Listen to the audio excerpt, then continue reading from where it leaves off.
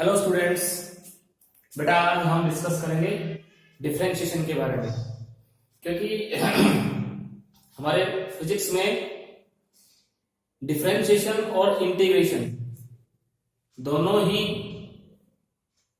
चीजों का बहुत ज्यादा यूज है फिजिक्स के अंदर। और ये एक पार्ट है मैथमेटिक्स का, डिफरेंशिएशन और इंटीग्रेशन। इसको बोलते हैं कैलकुलस। क्या बोलते हैं? कैलकुलस। कैलकुलस, ठीक है। और कैलकुलस जो है वो डेवलप किया था न्यूटन। न्यूटन का नाम सभी ने सुना होगा, न्यूटन। न्यूटन ने डेवलप किया था 17वीं सेंचुरी, ठीक है। तो यहां पे आज हम उसका फर्स्ट पार्ट डिफरेंशिएशन पढ़ेंगे। और डिफरेंशिएशन का फिजिक्स के अंदर बहुत ही ज्यादा यूज होता है। जब हम न्यूमेरिकल्स सोल्व करते हैं, कुछ एक्सप्रेशन हम निकालते हैं फिजिक्स के अंदर, तो उसमें डिफरेंशिएशन और इंटीग्रेशन की बहुत ज्यादा जरूरत पड़ती है।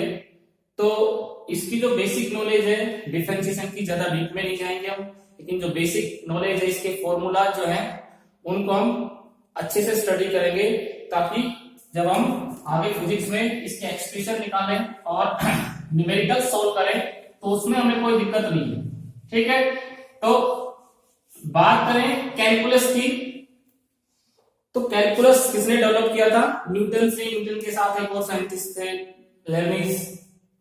दोनों को क्रेडिट जाता है 17वीं सेंचुरी में। जैसे आजकल कोरोना चल रहा है, ऐसे ही प्लेग की बीमारी फैल गई थी 17वीं सेंचुरी के अंदर, और पूरा जो वर्ल्ड था वो 18th मंथ के लिए बिल्कुल लॉकडाउन हो गया था। तो उसी 18th मंथ के पीरियड के अंदर न्यूटन ने पूरा का पूरा कैलकुलस लिख डाला था, ठीक है। तो ये तो बात होगी इसकी हिस्ट्री की, कि कैसे कैलकुलस डेवलप हुआ और किसने डेवलप किया। अब इसके अंदर हम पढ़ते हैं डिफरेंशिएशन। तो डिफरेंशिएशन से पहले हम दो तीन नॉर्मल चीजें पढ़ेंगे जो हमें पता है और पता होनी चाहिए। जैसे एक होता है कांस्टेंट और एक होता है वेरिएबल।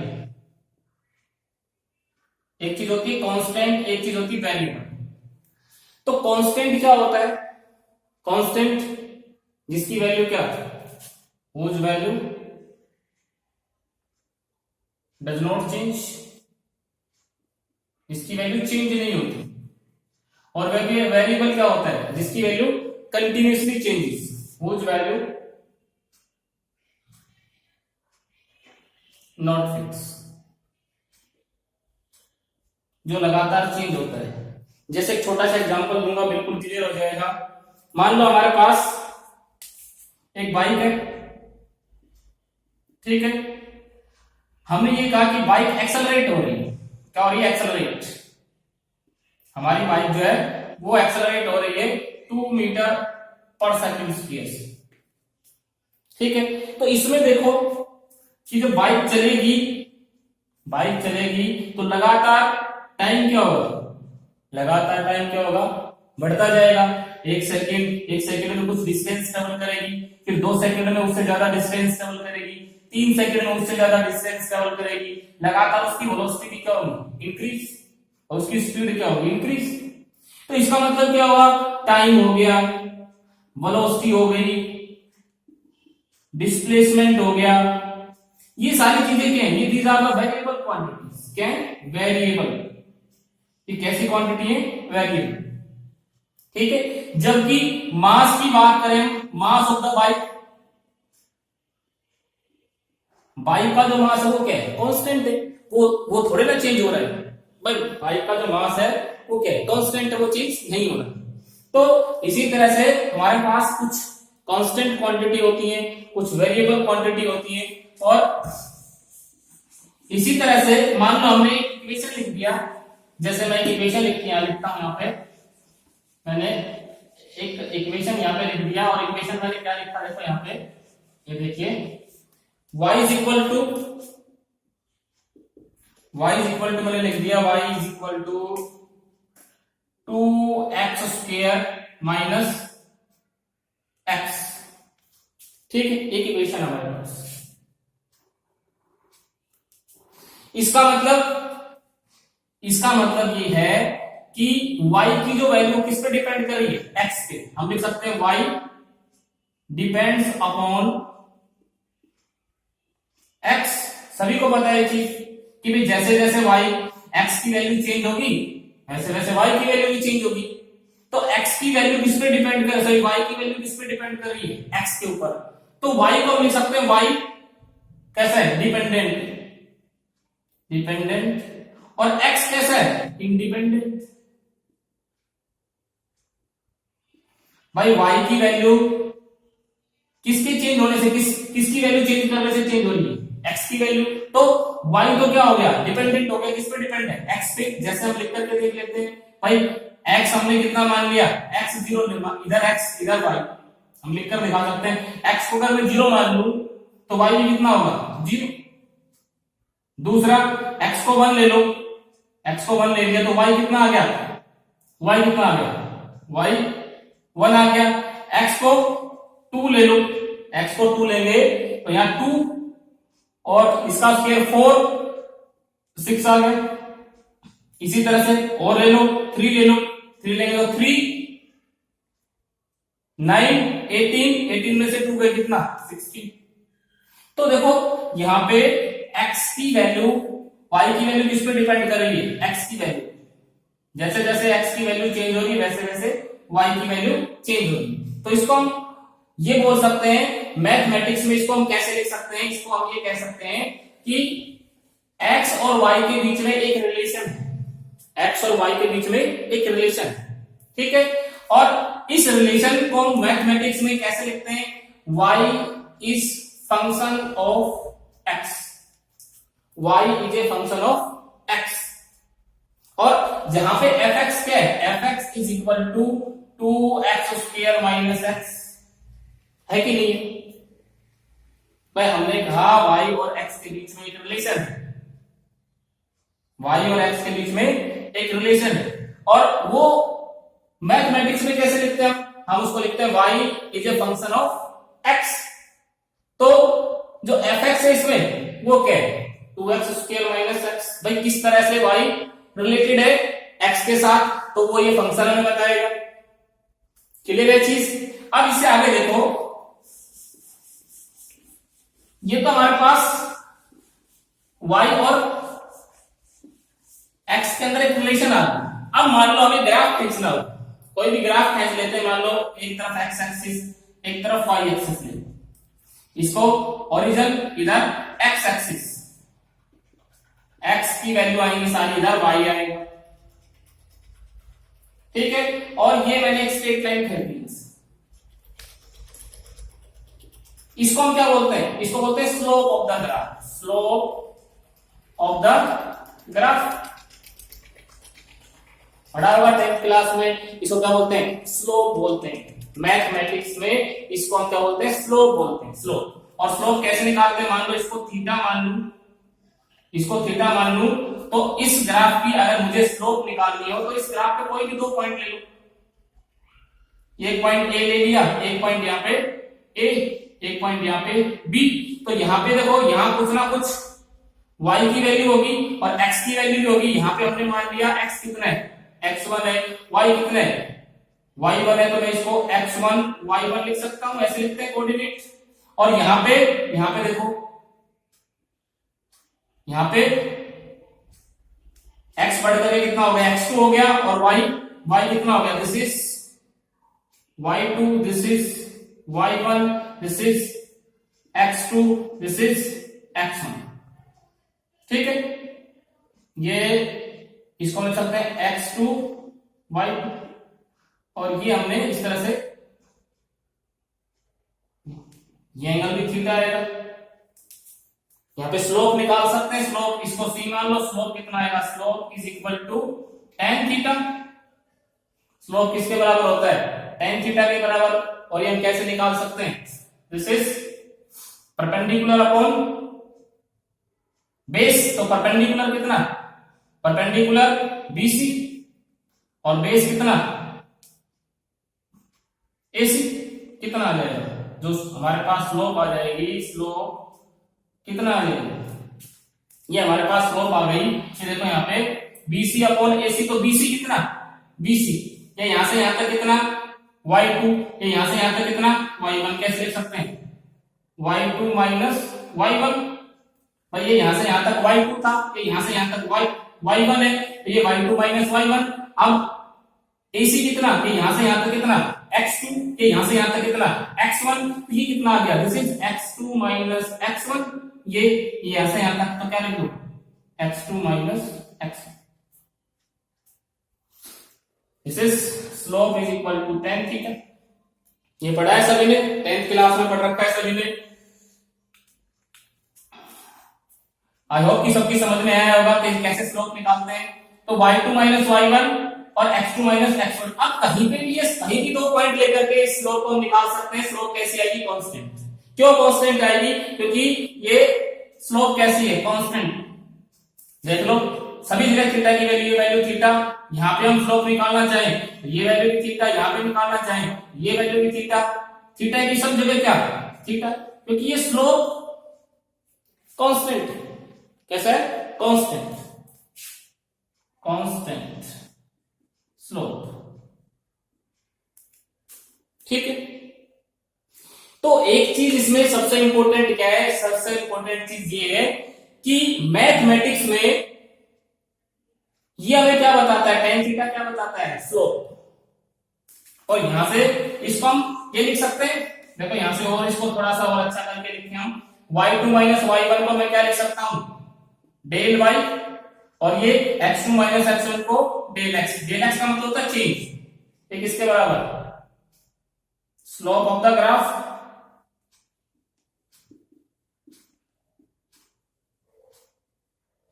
ऐसे लिख सकते हैं भाई। इसको मैंने क्या लिख दिया, इसको लिख दिया चेंज इन y, और ये change in x, del x लिख दिया। मान लो ये 20 था, ये 12 है, कितना y2 माइनस y1 कितना आ गया 8, ये कितना है, ये 15 है, ये कितना है, ये 10 है, कितना आ गया 5। ठीक, अब यहां से ये चीज देखो, del x upon del y upon del x, del y upon del x, इसको मैं लिख सकता हूं change in y divided by change in x, लिख सकता है इसको change in y divided by change in x। ठीक है, अब मान लो ये पॉइंट इसके बहुत ज्यादा नजदीक होता, ये पॉइंट इसके बहुत ज्यादा नजदीक होता, तो ये जो डिस्टेंस, ये इन दोनों के बीच में क्या है, मान लो दूसरा ग्राफ हम बनाते हैं। देखो देखो यहां पे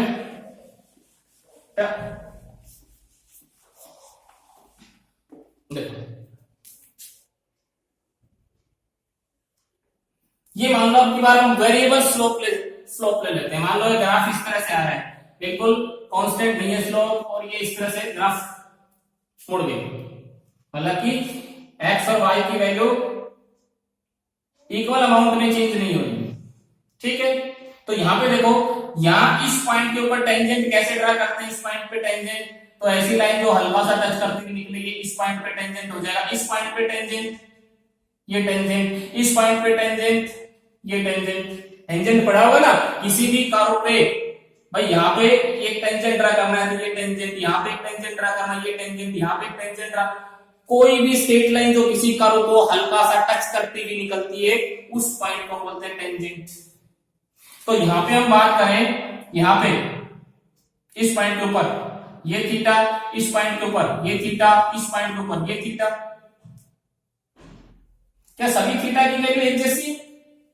भाई यहाँ पे थीटा क्या है, कम है, यहां ज्यादा हो गया, यह ज्यादा, मतलब स्लोप क्या हो रही है, बढ़ रही है, स्लोप लगातार क्या हो रही है, चेंज हो रही है।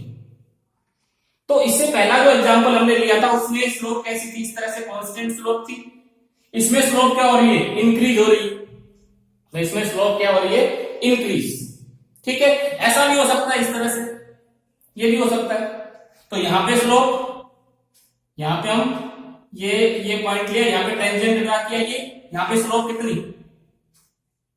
यहाँ पे स्लोप हम निकाल सकते हैं। तो स्लोप ये, यहां पे स्लोप ये यहां पे लिया, ये स्लोप, इसमें स्लोप लगातार क्या होती जाएगी, डिक्रीज। इसमें स्लोप लगातार क्या होती जा रही है, डिक्रीज, और इसमें स्लोप क्या होती जा रही है, इंक्रीज। अब देखो यही एक एग्जांपल लेते हैं जिसमें स्लोप क्या होगी, चेंज, और यहां से बहुत अच्छे से समझेंगे हम। मान लो इस तरह से ये एक पॉइंट ले लिया मैंने यहां, ठीक है, इस पॉइंट पे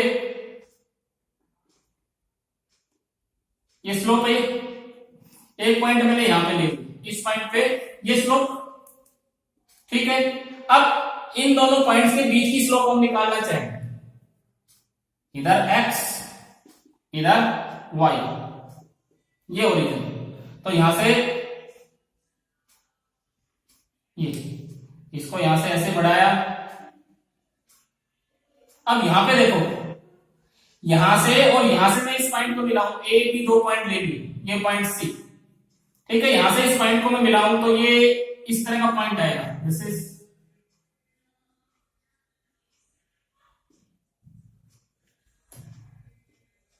और ये बिल्कुल टेंजेंट नहीं है, क्योंकि बेटा टेंजेंट क्या होता है, टेंजेंट जो होता है वो हल्का सा टच करता हुआ निकले। अगर ये हमारे पास ये दो पॉइंट है और यहां से ये लाइन इसको ऐसे कट करती हुई जाती है तो इसको सीकेंट बोलते हैं, क्या बोलते हैं, सीकेंट,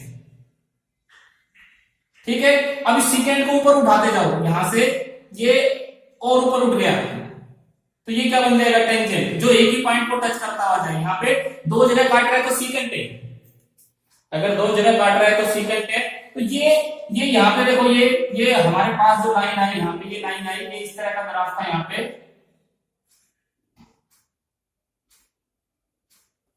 ये टेंजेंट नहीं है। तो यहां पे हम क्या, अब ये टेंजेंट कब बनेगा, जब इस पॉइंट को बिल्कुल क्लोज ले आए। हम लिख सकते हैं स्लोप किसके बराबर होती है, slope is equal to del Y upon del x, अभी निकाला था हमने, del Y upon del x. अब एक चीज यहां पे देखें, इस पॉइंट को अगर मैं यहां ले आता हूं, A is very close to B, यहां ले आता हूं, तो यहां इन दो पॉइंट्स के बीच में ये ग्राफ यहां से परपेंडिकुलर डालेंगे, ये ग्राफ बनेगा। और अब इन दो पॉइंट्स को मिलाओ तो ये क्या बनती है, ये इसके बजाय ये जो स्लोप जो होती है, ये एक ही, यहां भी दो पॉइंट पे और नजदीक लेके आओ, तो जितना नजदीक लेके आएंगे वैसे ही जो सीकेंट है टेंजेंट में चेंज होता जाएगा।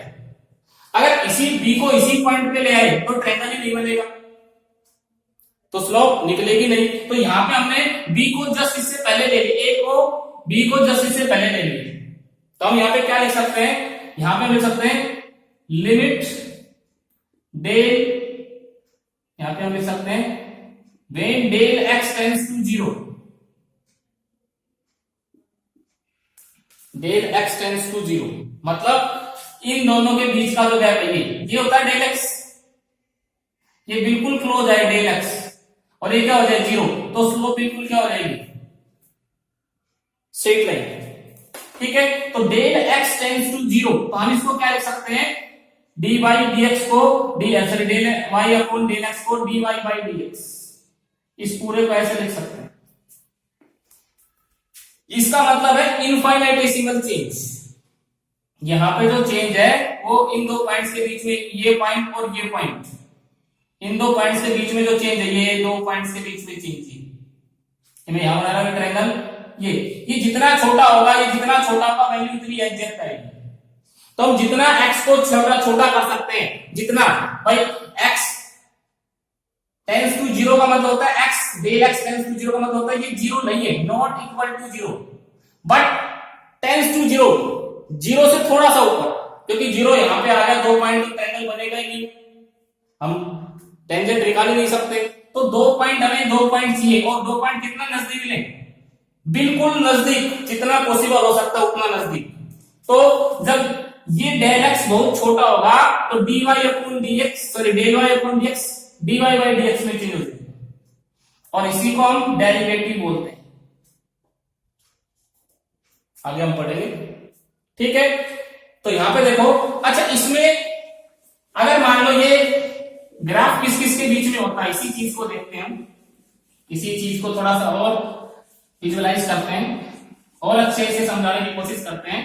यहां पे देखो, ये मान लो ये मेरे पास टाइम कोऑर्डिनेट था, इधर टाइम था और इधर मेरे पास पोजीशन थी, पोजीशन एक्स, ठीक है। इधर टाइम था, इधर पोजीशन थी। ग्राफ हमने खींचा, पोजीशन और टाइम के बीच में ये इस तरह का ग्राफ आया, मान लो, ठीक है। एक चीज हमने पढ़ा है 9th क्लास में, सभी ने पढ़ा होगा कि slope of velocity, sorry, displacement time graph, slope of displacement time graph gives velocity, क्या देती है, वेलोसिटी, यानी कि इसमें क्या लिख सकते हैं, del x upon del T. ये किसके बराबर होता है, वेलोसिटी के बराबर होता है कि नहीं होता, change in position with respect to time. तो जो मैथमेटिक्स में स्लोप होती है वो फिजिक्स में हमारा एक फॉर्मूला होता है। अगर यहाँ पे वेलोसिटी होता और इधर टाइम होता तो ये किसका फॉर्मूला बन जाता, ये स्लोप किसकी वैल्यू देती, ये एक्सेलरेशन की वैल्यू देती।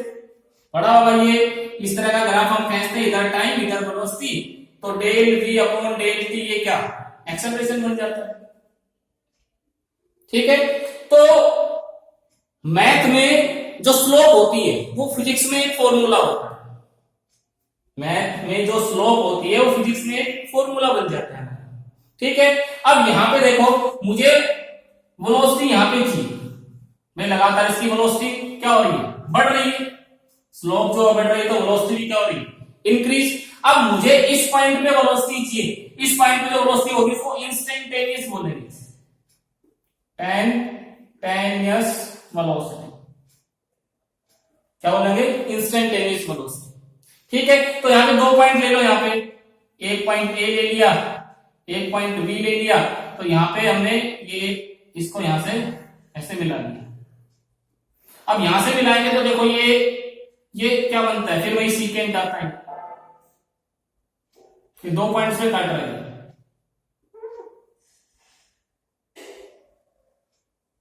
दो पॉइंट पे काटता हुआ जा रहा है, ये बिल्कुल स्लोप, ये क्या है, ये ए और बी के बीच की स्लोप कैसी है, टेढ़ी है थोड़ी सी, ठीक है, इस तरह से। तो इसको जितना इसके नजदीक लेके आएंगे बी के, भैया इन दोनों के बीच की वेलोसिटी दे रही है हम, और टाइम इंटरवल कितना है, इतना है, हमें तो जस्ट इस टाइम के ऊपर चाहिए, इस टाइम के ऊपर, तो इस टाइम के लिए ये पॉइंट क्या इसके नजदीक होना चाहिए, इस पॉइंट को अगर इसी के ऊपर ले आए तो स्लोप क्या, टेंजेंट निकाल नहीं सकते, तो हम इसको जितना इसके नजदीक लेके आएंगे, ये इसके इतना नजदीक लेके आए तो ये स्लोप क्या बिल्कुल स्ट्रेट लाइन हो जाती है, ठीक है। तो हम क्या लिखते हैं, डेल टी टेंड्स टू 0, तो इसको हम क्या लिख सकते हैं, this is dx upon dt। तो ये इंस्टेंटेनियस वेलोसिटी देता है कि मतलब इस पॉइंट के t की इस वैल्यू के ऊपर, ये मान लो टाइम यहाँ पे 1 सेकंड था, यहाँ पे 2 सेकंड है, तो ये जो वेलोसिटी है ये बीच के 1 सेकंड की वेलोसिटी है, हमें तो कितना चाहिए, 0.0001 सेकंड पे वेलोसिटी चाहिए, तो 0.00 मतलब यहाँ पे वेलोसिटी चाहिए, तो यहाँ पे इस पॉइंट को इसके नजदीक बिल्कुल नजदीक लेके आएंगे, ठीक है। तो ये क्या कहलाएगी, इंस्टेंटेनियस वेलोसिटी। अच्छा ये क्या कहलाएगी, ये कहलाएगी del x upon del T, ये एवरेज कहलाएगी, क्या कहलाएगी, एवरेज। ये यहां से यहां तक का एवरेज है, 1 और 2 सेकंड के बीच का एवरेज, ठीक है। तो फिजिक्स में जो स्लोप होती है हमें फॉर्मूला बताती है, कोई ना कोई फॉर्मूला बताएगी, जैसे करंट होता है I equal to dq by dt, 10th class में पढ़ा होगा तुमने, क्या है, dq बाई dt। तो dq बाई dt का मतलब करंट और टाइम के बीच में, करंट और टाइम के बीच में जो ग्राफ होता है, टाइम इधर ले लें, सॉरी इधर चार्ज और टाइम के बीच में स्लोप जो होगी हमें क्या बताएगी, करंट बताएगी। तो स्लोप कैसी भी हो सकती है, इंस्टेंटेनियस करंट हम क्या लिखते हैं, dq बाई dt, ठीक है। तो ये बेटा डिफरेंशिएशन यहीं से डेरिवेटिव की स्टार्ट होती है, ठीक है। अब मान लो कांस्टेंट का डेरिवेटिव क्या होता है, देखो यहां पे मैं एक चीज लिखता हूं, कुछ फॉर्मूले जो है हमें याद करने पड़ेंगे डेरिवेटिव्स के, डिफरेंशिएशन के। तो फॉर्मूले मैं यहाँ पे लिख लेता हूँ, सभी नोट कर लेंगे उन फॉर्मूलों को, और बार बार फिजिक्स के अंदर वो यूज होंगे। जैसे कि dy बाई dx, मान लो 5 दे दिया, कांस्टेंट है, ये कांस्टेंट है, कुछ भी हो सकता है, कांस्टेंट पाई हो सकता है, 1 2 3 कोई भी नंबर हो सकता है। तो इसका मतलब इसका स्लोप हम खींचना चाहेंगे, देखो स्लोप कैसा आएगा, इधर y इधर x, this is y is equal to, यहां पे कितना है 5। तो ये स्लोप कितनी है, स्लोप क्या होती है, स्लोप ये होती है, तो ये स्लोप कितनी इसके पैरेलल होगी, तो इसकी स्लोप कितनी है 0, तो ये कितना है 0। मतलब dy बाई dx जो स्लोप होता है, अगर कांस्टेंट का निकालेंगे तो क्या आएगा 0 आएगा, क्या आएगा 0, क्योंकि इसकी स्लोप देखो y इज इक्वल टू 5, इस ग्राफ में इधर x की वैल्यू इधर y की value, y is equal to 5, ऐसा ही ग्राफ आएगा x एक्सिस के पैरेलल, तो ये क्या आएगा, इसकी स्लोप क्या आएगी 0 आएगी, तो 0। तो यहाँ पे बहुत सारे फॉर्मूले हैं जो मैं यहाँ पे लिखने जा रहा हूं, आप नोट करेंगे।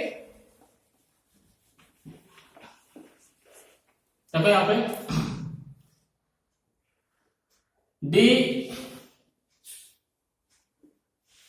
dx of constant,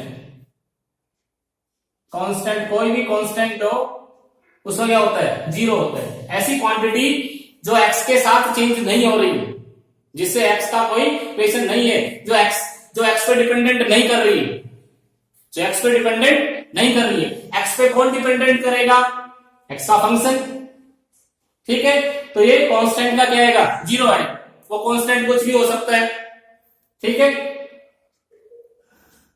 d by dx और x की पावर n, y कितना है हमारा, y जो है x की पावर n है, किसका फंक्शन है, y जो है x का फंक्शन है, और x कितना है x की power n, sorry y is equal to x। तो कैसे इसका निकाल सकते हैं, इसका पावर आगे आ जाएगी, पहले पावर को आगे लेके आओ, n को आगे ले आए, x और n में से एक सब्ट्रैक्ट कर दो, तो n में से एक सब्ट्रैक्ट कर दो, ये सब्ट्रैक्ट कर दिया, तो ये इसका डिफरेंशिएशन आ जाएगा d by dx of x की पावर n। अब कोई भी ले लो एग्जांपल, सिंपल सा कोई भी एग्जांपल ले लो, यानी कि d बाई dx x की power 3, d by dx x की पावर 3 कितना आएगा, d बाई dx x की पावर 3 करेंगे तो ये हमारे पास आ जाएगा, पावर को आगे ले आओ 3x स्क्वायर, 3x स्क्वायर, ठीक है। इसी तरह से d बाई dx x की पावर 5 कितना आ जाएगा, x की पावर 5, तो कितना आ जाएगा 5 आगे आ गया, और x 5 माइनस 1 5x की पावर 4 आ जाएगा। तो कोई भी फंक्शन है उसको हम निकाल सकते हैं इस तरह से, ठीक है। इसी तरह से आगे देखो e की power x y is equal to e की पावर x, और इसका dy बाई dx करेंगे, तो dy बाई dx का मतलब d e की पावर x dx, तो ये आएगा e की पावर x, इसमें चेंज नहीं है, ठीक है। इसी तरह से d by dx 1 by x, भाई y कितना है, y है 1 बाई x, तो कितना आ जाएगा इसका आ जाएगा log x, कितना आ जाएगा log x, ठीक है। अब y a की पावर x और इसका dy बाई dx करेंगे तो क्या आएगा हमारे पास ax log e की पावर x, ठीक है। यहां पे देखो सॉरी a है। अब इसी तरह से साइन और कोसाइन फंक्शन है, अब जैसे इसमें ये भी हो सकता है y is equal to u और v दोनों x पे डिपेंडेंट है, तो हम इसमें कर सकते हैं d dx, तो इसको हम कर सकते हैं फर्स्ट को एज इट इज, मल्टीप्लिकेशन में फर्स्ट को एज इट इज, u को एज इट इज लिखो dv बाई dx प्लस का साइन, अब इसका कर लिया u का, अब v को एज इट इज रखो, u का कर लो du बाई dx, ये आ जाएगा। और देखो और कुछ साइन और कोसाइन के फॉर्मूले उसके अंदर चले हम, कहा साइन और कोसाइन के अगर फॉर्मूले हमारे पास हो तो उसमें कुछ फॉर्मूले जो बार बार यूज होते हैं वो देख लो, वो फॉर्मूले याद करने बहुत जरूरी है बेटा। तो मैं साइन और कोसाइन tan थीटा इनके फॉर्मूले लिखता हूं। यहाँ पे देखो क्या आएगा हमारे पास, देखो तो ये डिफरेंशिएशन बेटा थोड़ा सा नया है, हो सकता है तुम्हें थोड़ा सा हार्ड लगे। इसमें सिर्फ तुम्हें फॉर्मूले निकालने हैं, मैथमेटिक्स में डिटेल के अंदर पढ़ोगे तो और भी अच्छे से समझ में आएंगे। 11th क्लास से भी 10th क्लास तक तुमने डिफरेंशिएशन नहीं पढ़ा है। और यहाँ पे देखो डी बाई डी एक्स, और यहाँ पे मैंने लिख दिया cos x। तो cos का होता है माइनस साइन x, इसका डिफरेंशिएशन करेंगे तो माइनस साइन x हो जाएगा। अब यहाँ पे देखो d by D x sine x, तो साइन का होता है cos x प्लस का cos x। इसी तरह से D by D x tan x, तो tan का होता है सीकेंड स्क्वायर x, ठीक है। इसी तरह से D by D x cot x, तो कोट का होता है minus cos x square x. D by D x secant x, तो सीकेंट एक्स का आएगा टेन एक्स सीकेंट एक्स, ठीक है। और इसी तरह से डी बाई डी एक्स और कोसिकेंट एक्स, ये आएगा हमारे पास cot X cosecant X minus, ठीक है। ये फॉर्मूले हमें याद होने चाहिए, सारे के सारे ये फॉर्मूले हमें याद होने चाहिए। अब देखो ये साइन और कोसाइन के फॉर्मूले अब ये हो सकते हैं D by D x u upon b, और यू और बी दोनों ही किसके फंक्शन हो, वाई के फंक्शन, ठीक है। वाई हमारा कितना, y is equal to u upon b, और यू और बी दोनों ही एक्स पे डिपेंडेंट हो, d by D x divided by u upon b. तो इसको हम लिखेंगे नीचे बी स्क्वायर वी, पहले d u upon d x करेंगे और फिर माइनस का u को एज रखेंगे dv बाई dx। ये भी फॉर्मूला बहुत इंपॉर्टेंट है, यूज में आएगा। डिनोमिनेटर है उसका square, denominator as it is, इसका डिफरेंशिएशन, उसके बाद u as it is v का डिफरेंशिएशन, ठीक है। तो ये कुछ फॉर्मूले हैं जो बेटा बार बार यूज होंगे जिसके अंदर, जैसे हम कुछ एग्जांपल्स करके देखते हैं, इसके अंदर कुछ एग्जांपल हम करते हैं। देखो यहाँ पे